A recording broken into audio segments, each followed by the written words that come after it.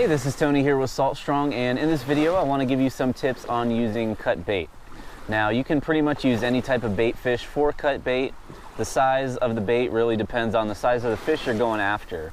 I like to use mullet as my top choice for cutting up for using for bait, and anywhere from these 12-inch mullet to 10-inch, anywhere around that range is a pretty good ideal size for using cut mullet.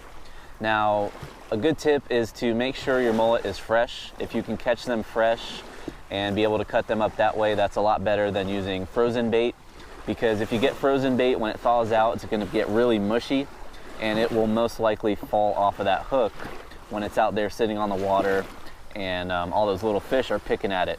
So go with fresh bait if at all possible. Another top choice for using cut bait is ladyfish or pinfish.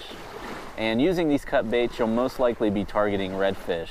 You might pick up an occasional shark or a big sail cat or anything like that using cut bait.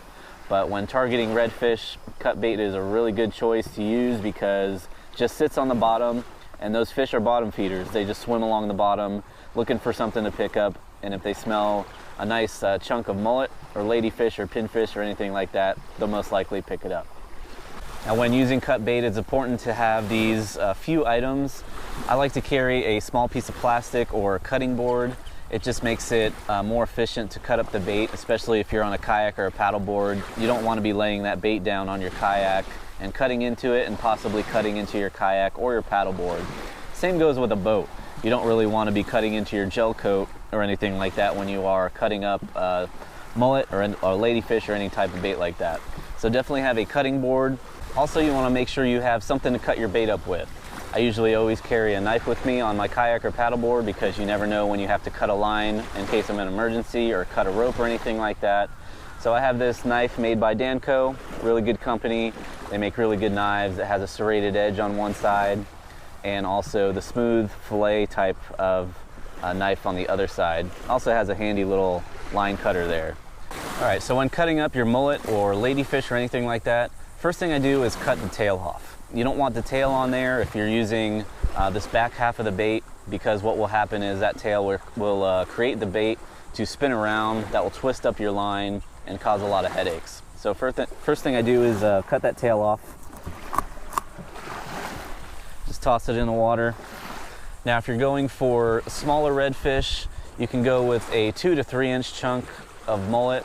If you're going for the larger redfish, the bull redfish, 27 inches or bigger, I'd typically go with about a 3 to 4 inch size chunk of mullet. So I'll just measure it out accordingly and just cut it to wherever I need it. So that would be an ideal size chunk for a big redfish, anywhere from 27 inches or bigger. Also, a good part of the bait to use is just the head of the mullet itself. Just cut the head completely off. As you can see, it makes a nice little chunk of mullet there. And what I really like about using these heads of the mullet is that the small catfish can't grab it and pick it up and get hooked. It just doesn't fit in their mouth.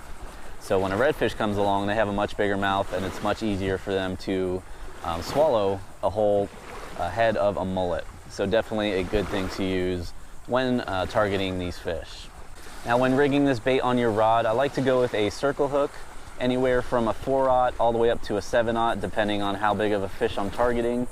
And I like the circle hooks because they set themselves into the fish's mouth.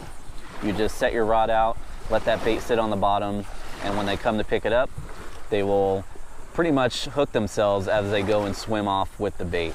So definitely good to use a circle hook.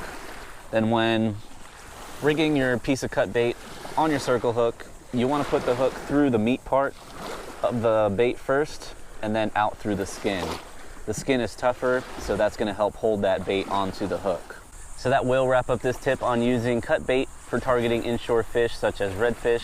Again, it's a great bait for targeting them because it just sits on the bottom. Those redfish are bottom feeders.